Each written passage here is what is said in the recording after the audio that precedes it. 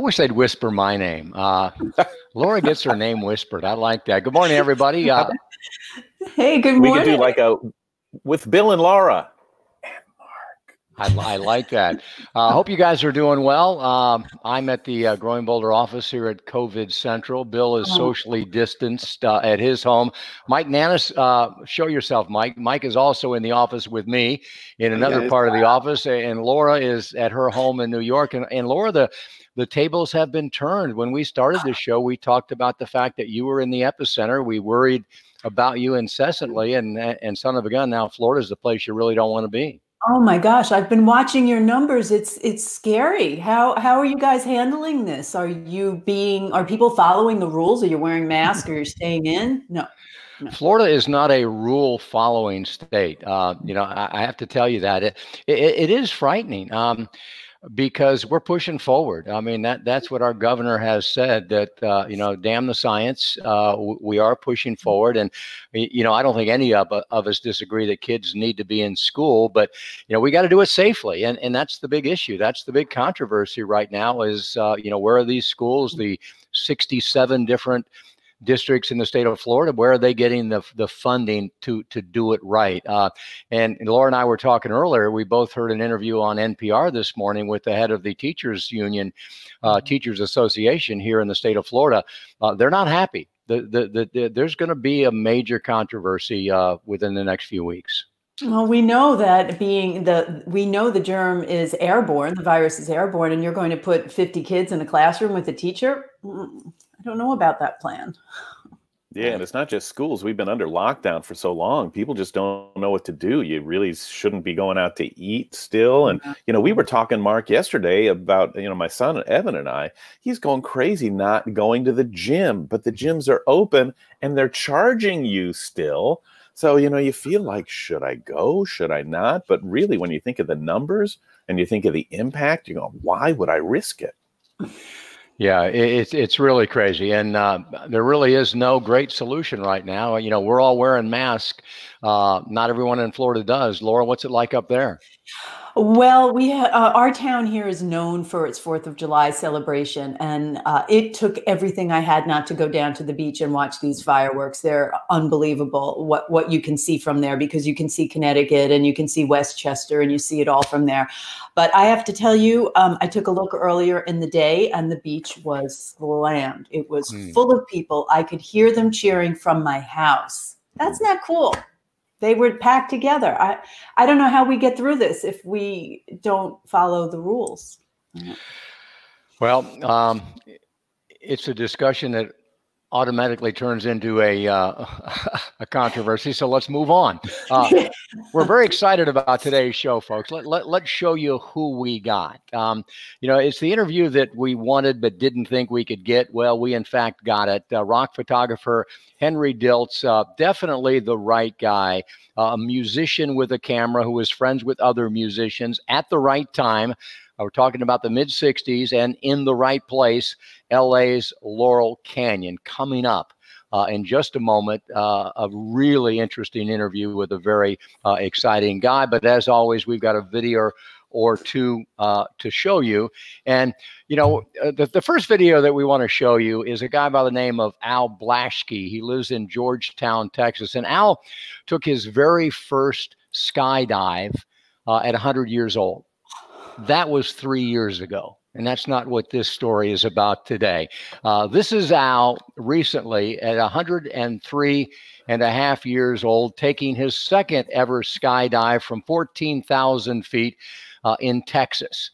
And he didn't do it to celebrate turning 103. He did it because his twin grandsons, 22 years old, are both graduating from college, and he wanted to celebrate that moment with them. So he, a 103-year-old, twisted the arms of two 22-year-olds and convinced them to take their first ever skydive with him. And by the way, what you're seeing right now is a new Guinness World Record, the oldest human being ever to take a skydive. What do you think about that, guys? I don't know. I think he's incredibly brave. I could never do this, and I'm sort of a risk taker. Have you ever skydived, either of you?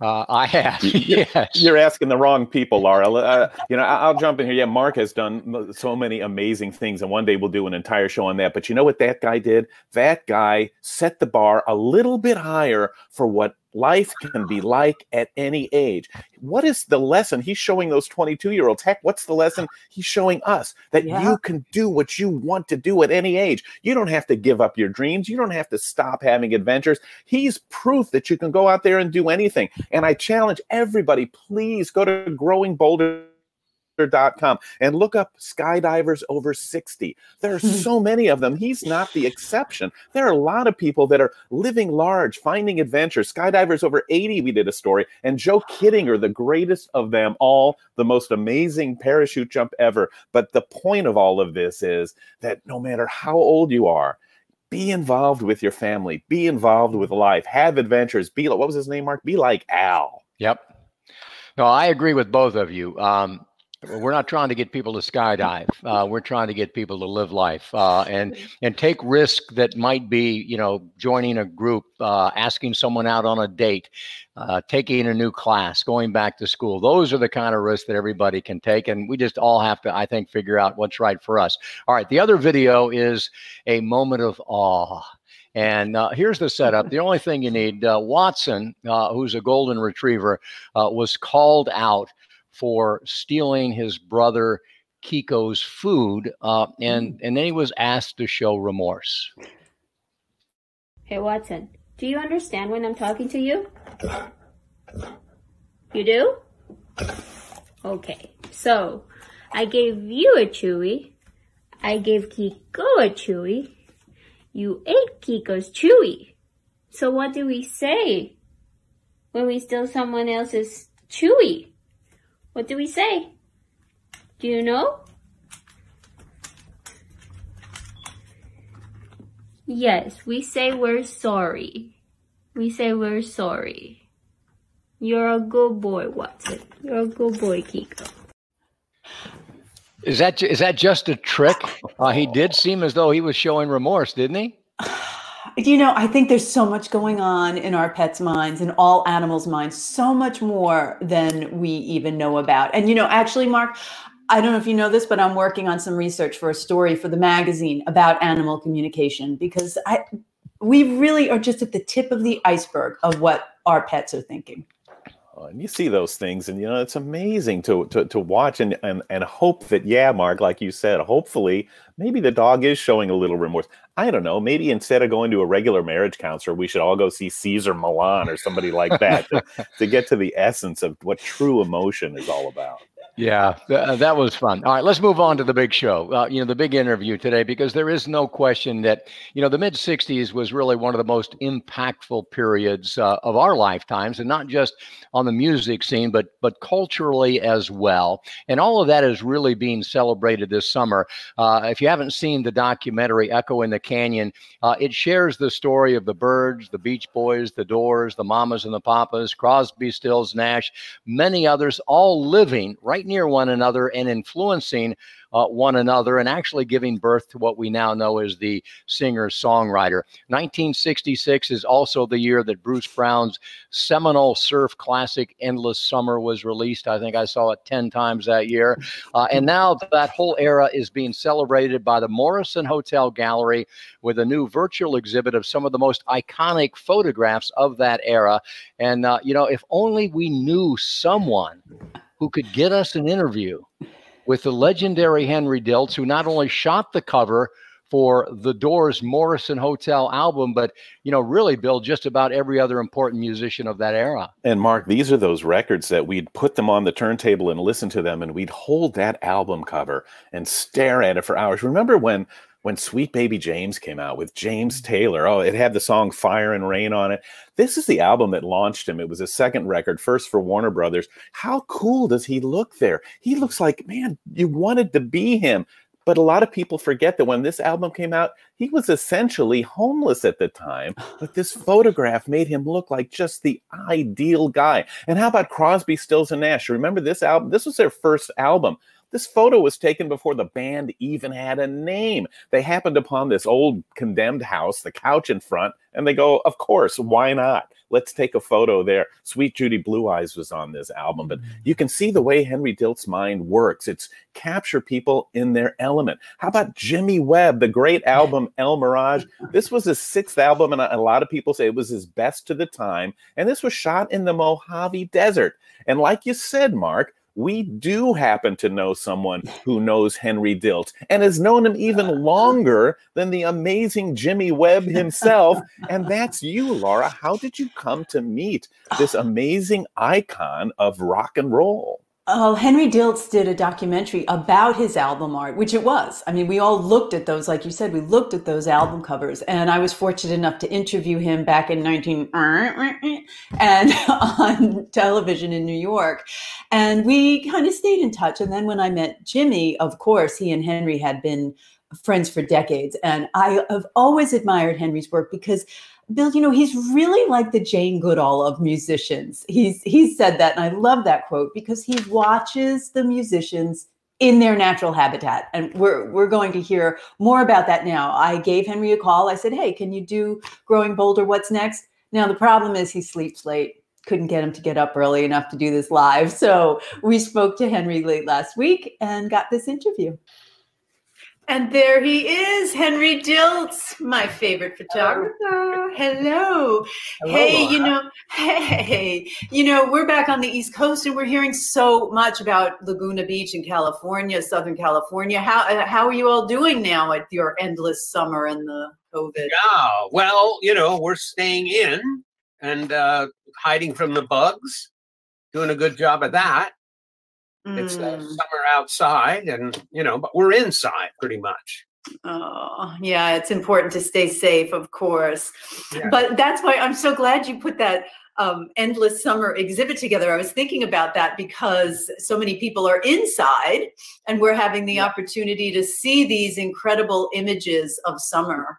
What made you decide to do this? Well, that's our gallery, the Morrison Hotel Gallery. And, you know, we, at this point, after 20 years, we have 125 photographers now. So when we try to do a show to include everybody, we try to pick, you know, kind of a topic, a subject that we can draw from everybody's pictures. So we thought, since it's summer outside and we can't really go outside very much, we'll bring it in to everybody. So we picked that as a subject for this virtual show. And, you know, if we had this show in one of our 3 galleries, we're in New York, LA, and Maui, we could only put maybe 50 or 60 pictures on the wall. But with this show, we can put many more because the walls go on forever. You're right, in the interweb. Yeah. And they're all, we could purchase these incredible images. Yeah, sure. Our gallery, you know, all of those 125 photographers have their pictures on our website if you search by name or by artist, and they're all for sale. Yeah. Hey, Henry, you know what? I always wonder, like, how you got the confidence of all of these musicians that you have always shot all these many, many years. How come you were accepted so readily into their world? Well, you know, it's because I was a musician before I picked up a camera. In the folk days, the early 60s, folk music was the music of the land. And I sang in a group called the Modern Folk Quartet. And we toured across the country many times, playing at colleges and clubs and TV shows. And musicians are kind of, it's kind of a little club, you know? It's like an exclusive little club. And I mean, all of my friends really were musicians. So, and when I picked up a camera, they didn't really notice that. I was still, you know, Henry the banjo player, I guess. And I just, you know, I knew these people for years before I ever had a camera. And so therefore I could hang out, you know. I was one of the guys, you know, and girls that we hung out with all the time. And that worked for me because I like to document, you know. I'm not the kind of photographer that gets everybody, you know, posed and puts lights in a backdrop. I don't produce a picture. I just want to look at people and see what they're doing. And when they don't really know it, take a picture of it. So that is the magic of your photos, because you're not a studio guy. You're not taking someone in and setting up a shot. It's really the musician in their own world. Exactly. That's why they work. Yeah, I'm not a producer. I'm more, well, you know, they use the word fly on the wall. My Chinese animal, I urge everyone to find out their Chinese animal. It's very telling. I happen to be a tiger, and a tiger likes to hide and watch the other animals. So it's not so much that I was hiding, you know, I was hiding in plain sight, but I'm very curious about people. I always have been, and I like to observe. I'm an observer. And so when we'd be sitting around somewhere talking, I would just kind of sneak a little photo and, you know, and not make a big deal of it. And that's the way I like to do it. I think one of my favorites of yours is, because just the purity of it, is the Sweet Baby James photo. Yes. The one. And I think we have that one to show that you shared with us. I mean, that look on his face is just complete innocence, and it's just gorgeous. Tell us how that happened. Well, you know, all these pictures start with a phone call. I'm in my kitchen in Laurel Canyon, and the phone rang. It was Peter Asher, who had just produced James's album. And he said, could you come to my house and photograph this guy? We just did an album. And so I went and met him, and we took photos in the living room. And I said, we need to go outside somewhere. So we went to a friend's sort of a musical commune where a bunch of musicians lived. And there were little barns and little sheds around there that were good for backdrops. And it was a very quiet afternoon. I mean, we talked a little bit, but he's a very kind of a quiet guy, you know, and he was quiet that day. And he's very tall, and he leaned on that post, which was about as tall as I was. He leaned on it, and it just looked so great. And I took that picture. And then actually, I was supposed to take black and white photos for publicity, which that is. But it looked so good to me that I said, wait a minute, let me get my color camera, because I wanted to get a color shot so I could put it in my slideshows that I would have on the weekends. And the manager saw the color picture and showed it to the record company, and they used that for an album cover. So it was an accidental album cover. I really was supposed to be shooting publicity photos. But, you know, and then when the album came out, I just loved that song, Sweet Baby James. When I photograph people for their album covers, I usually haven't heard the album because it's usually not finished yet.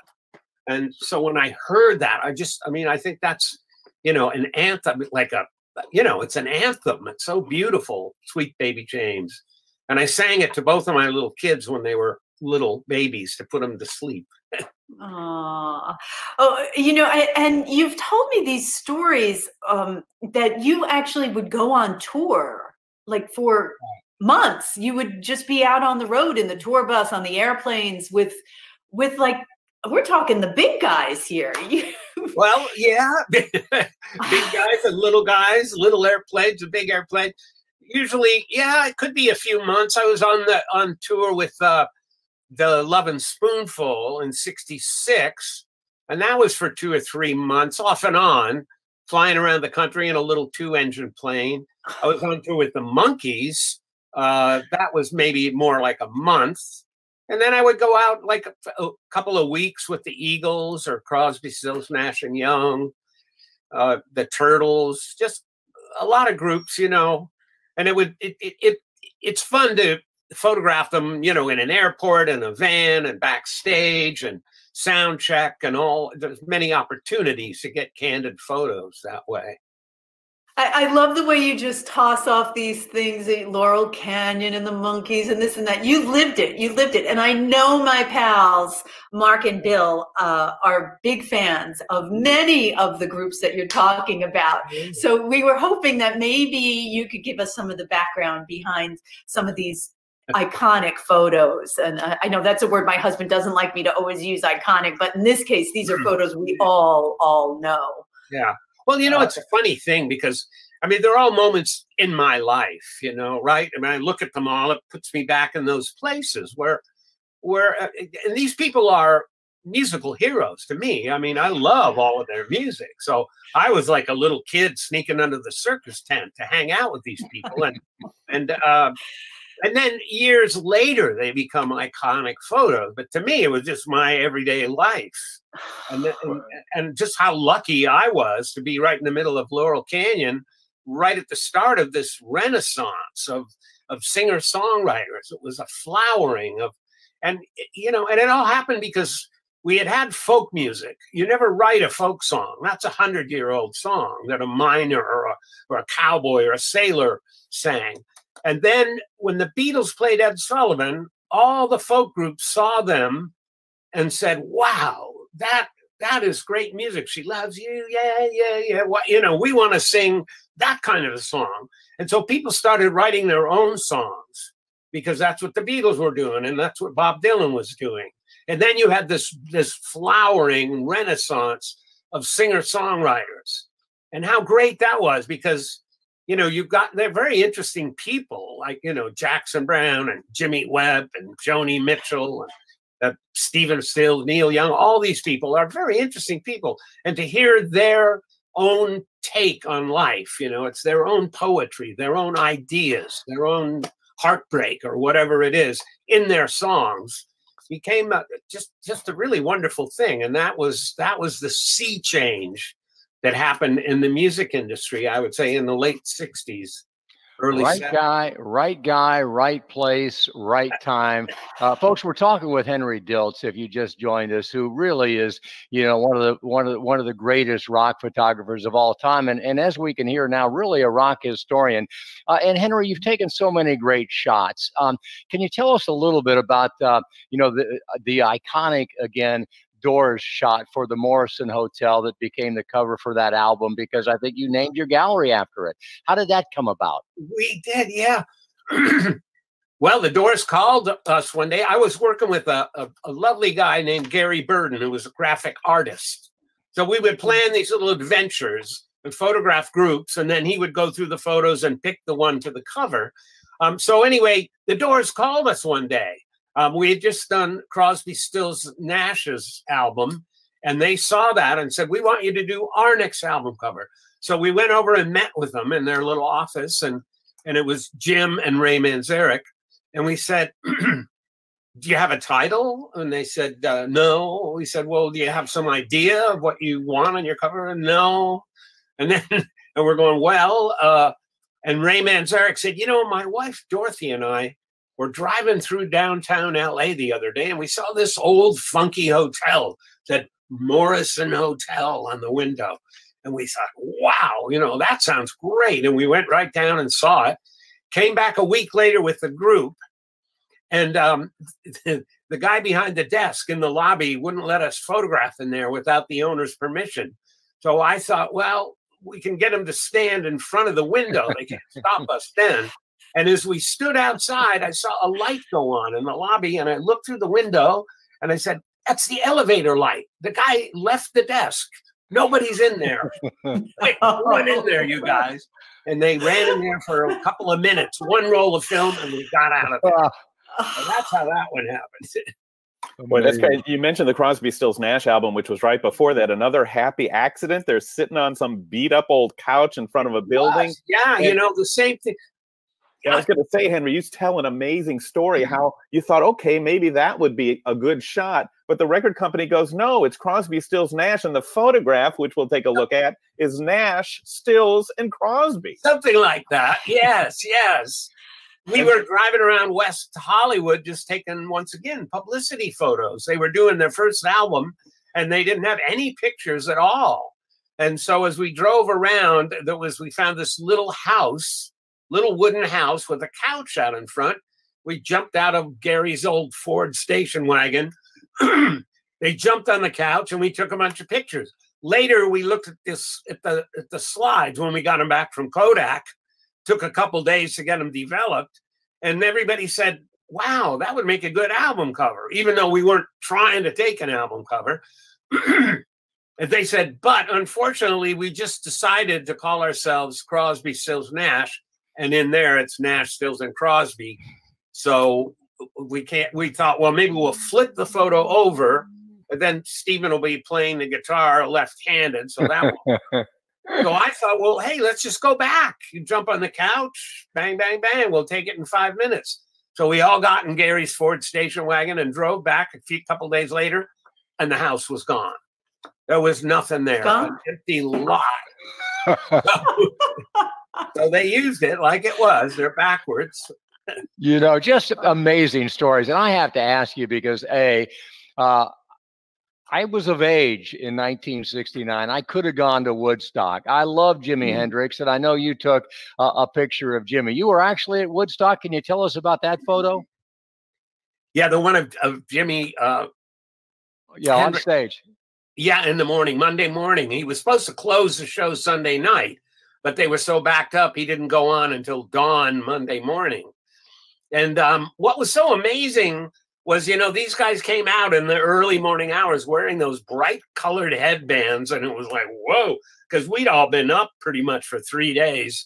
And then he played a couple songs, and then he started playing this solo, beautiful, pristine version of the Star Spangled Banner. And then putting in all those sounds like airplanes and machine guns. And it was like, whoa. We were going, wait a minute, wait, what? Because as I've said before, we were it was a field full of almost 500,000 peace and love hippies who were against the war and therefore against the government. And here was Jimmy playing that sort of official song. And at first it was like, well, what is he playing that for? And then the next instant you would think, wait a minute, that's our song. He's taking it back for us, and reclaiming it.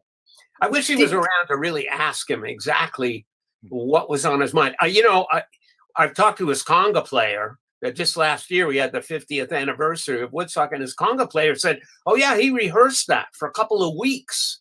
He would rehearse and he wanted to get it perfect." So he was definitely making a statement, and he was in the army.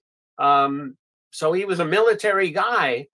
I don't know what he was trying to bring together there. I think it was that's our song too, and we're one nation. And we're still talking about it. Yeah. Henry, did you know at that moment, because so many people who were there say they just knew that he was going to change music. Things were going to be different now once Jimi Hendrix played that. Did you feel that vibe in the middle of all of those people? Could you tell? Well, I'd seen him play before. With the Mamas and Papas, and I'd seen him at Monterey Pop, so I knew he was nobody could play like him. He could make it talk, and nobody will ever play like him. So I wasn't surprised about that. What was really surprising was that he played that song in the middle of this kind of what you could call kind of a protest against the war. Everybody there was sort of totally against going to a foreign land and killing strangers for your country, and for what reason. But when these moments happen, I never think, boy, 20 years from now, 50 years from now, we'll be talking about this moment. You never feel that, it's just an amazing moment, and you just go, wow, it's just, yeah, I never do think someday I'll remember this moment.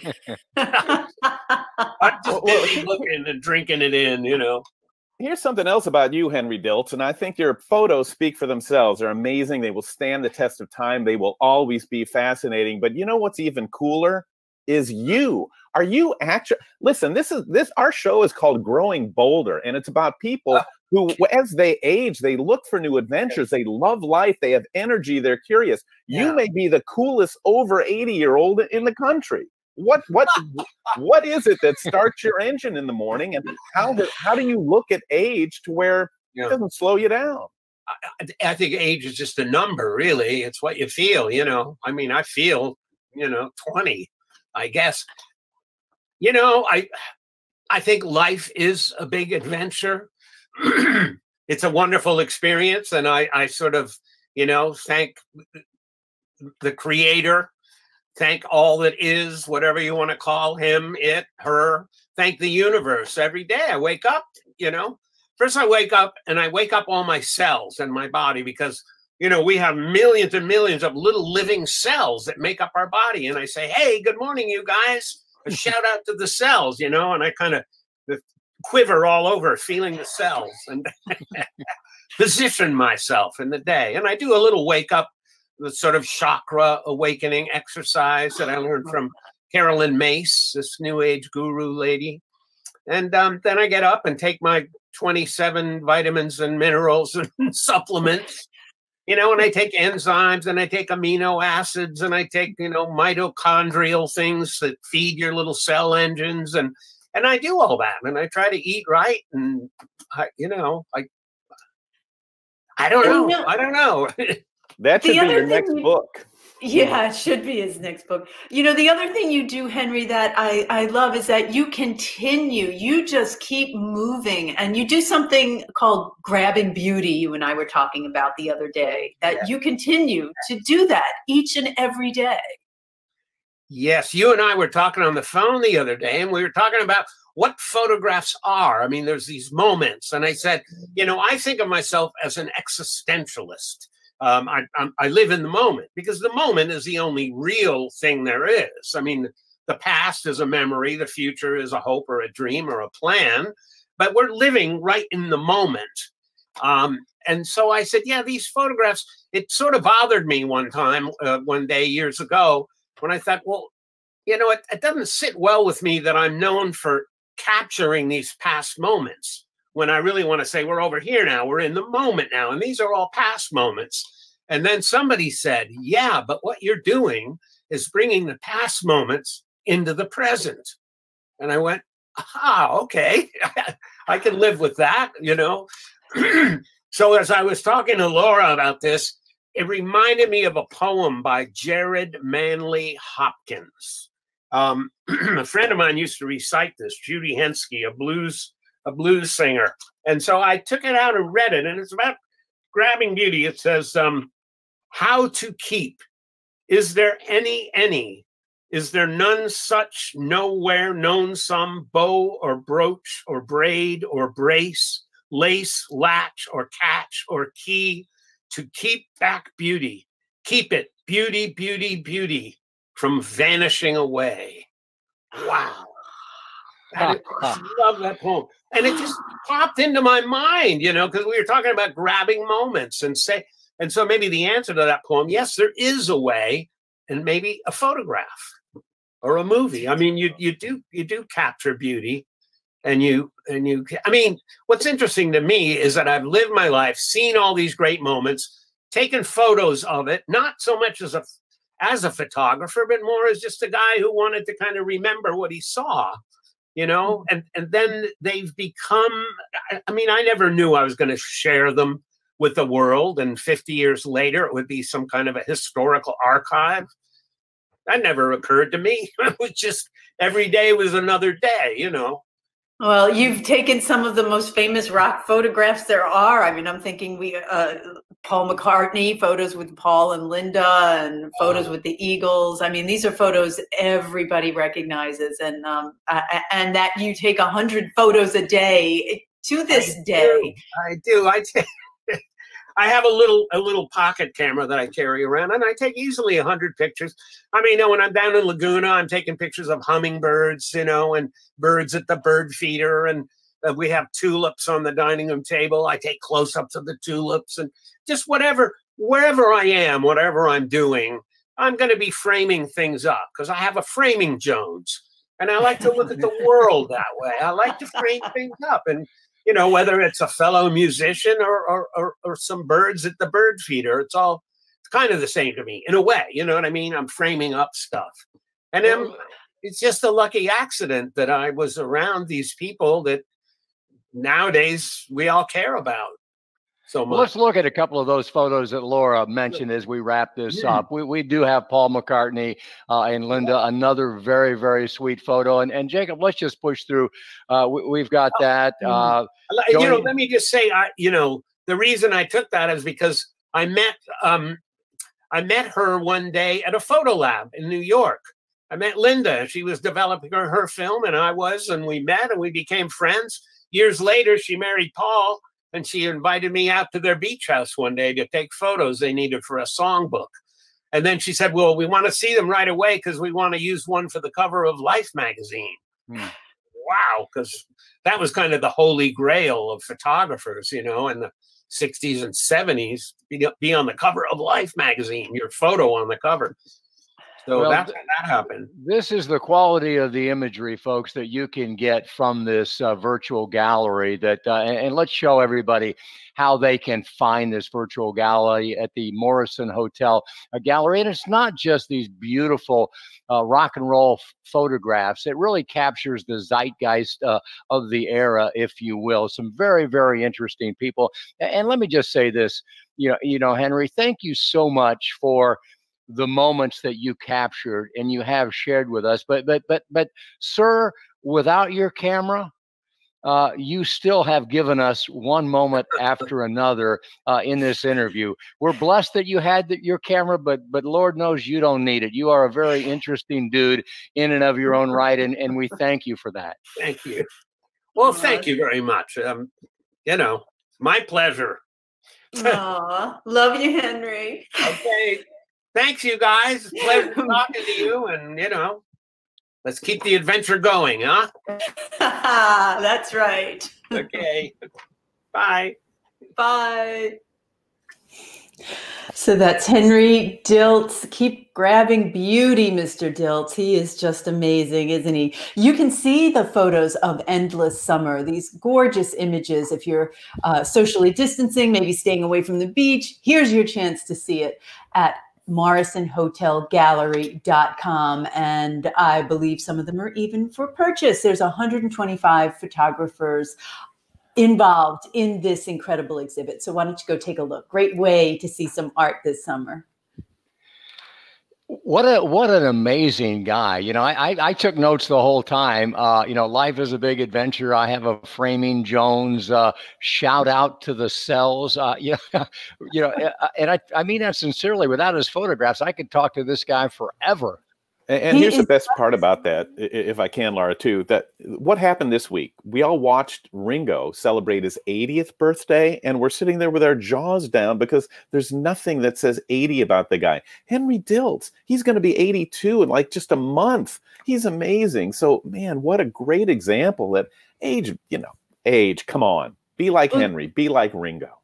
You know, Bill, I don't know if you saw my eyes get big when you said in the interview that he's 81, because I had no idea. I think of him as ageless. Just before lockdown in early March, we were traipsing around Santa Monica Pier in the sand, taking photos under the pier, under the boardwalk with him.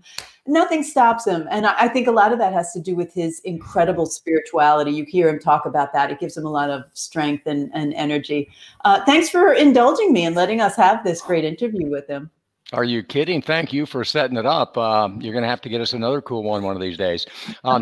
Let's wrap this up with a meme, and then I want to share what's on my mind. The meme, I think appropriately so, is a quote by Jimi Hendrix: "When the power of love overcomes the love of power, the world will know peace." And I'll just leave it at that.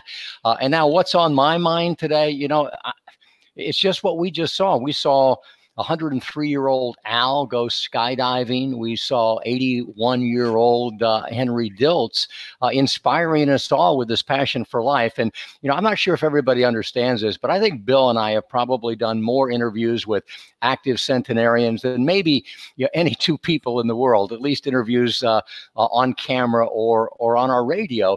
And we're fascinated with active centenarians because of the lifestyle that they live.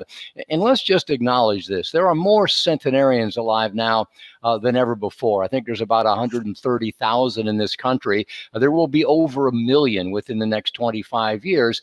And many of them are not active. Science and medicine will conspire to keep us alive a lot longer than many of us want to be alive. But those who do continue to live lives of passion and purpose, are an example for all of us. And this is what we have learned in our discussions with active centenarians. They are as diverse a group as there can be. Black, white, Hispanic, all religions, all ethnicities, all socioeconomic statuses, urban, rural, you name it. And centenarians come from every pathway in life. This is good news for all of us because it means it's something that is available to all of us. The other thing that we know is that longevity is only 25% genetic. So active centenarians did not win the genetic lottery. They got there because of the lives that they lived. So while we learned that they are all diverse, we've also learned that there are some common threads that they all share. And I just want to share a couple of them with you because, you know, this is something we can all learn from. They live a life worth living. This should inspire all of us. They're not miserable. The active centenarians can't wait to get up. They have to-do list, most of them. They're very excited. They have a passion or a purpose that inspires them. The Japanese call it an ikigai. For Henry, it's taking pictures. It's framing life. For Al, it was hanging around long enough to do something cool with his kids, but all active centenarians have something that they're passionate about. They have the purpose. They're able to adapt and accommodate. We've talked about this. As we get older, we're going to experience a series of setbacks. Active centenarians mourn and move on. They figure out a way to adapt to the loss that they've just suffered, to accommodate to that loss and still find passion in what's left.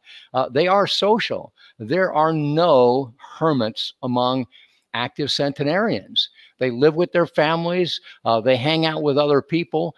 And finally, the other thing that you know I think has inspired me is that almost all active centenarians are poor. They are below the poverty level, but they don't know it. You know, it's been said that not having something, not wanting something, is the same as having it without all of the hassles. And that's pretty much the lifestyle of active centenarians. They don't know they're poor because they find beauty and joy in the moment. Something that we just heard and learned from Henry Diltz. So I guess that's it, guys. That's what's on my mind today is the vision that we can all continue to live lives of passion and purpose, no matter the obstacles that we face. Thanks for those uplifting words. I didn't know those statistics. It's fascinating, really inspiring for us to keep up. Laura, you were old enough because you were doing interviews back in 19 that you probably remember Willard Scott. You know, Willard and Smuckers used to give shout outs on the Today Show to people that were 100 years old. They dropped that because there would be no time left in the entire show today. There are so many people turning 100 these days. And I think we can all agree, if you don't have a quality of life at 100, who wants to reach 100? But if you can, and we're in the business of showing people that you can have a quality of life, why not? And you talked about the importance, Mark, of adaptation, adapting to what's going on, and how relevant can that be now? Maybe this is a dry run to see how we'll all do as we get older, having to do without some of the things that we used to do, having to make do in uncertainty and frustrating and frightening times. So let's all bear down a little bit and use this tool, this computer, to reach out and to be social and to connect with people, to reconnect with people, to make a difference and keep doing the things that make us human until we can get out freely and be who we used to be. Want less, live more. You know, I love that. You know, not wanting something is the same as having it without all of the hassles. So yeah, that's it. I think that's why we're all into downsizing. You know, less is more as we get older. All right, guys. All right. We'll leave it at that. It was great to see you guys. We'll be back here. We got another great interview for you next Friday. So we'll see you on What's Next 1 week from today. Growing older, what's next?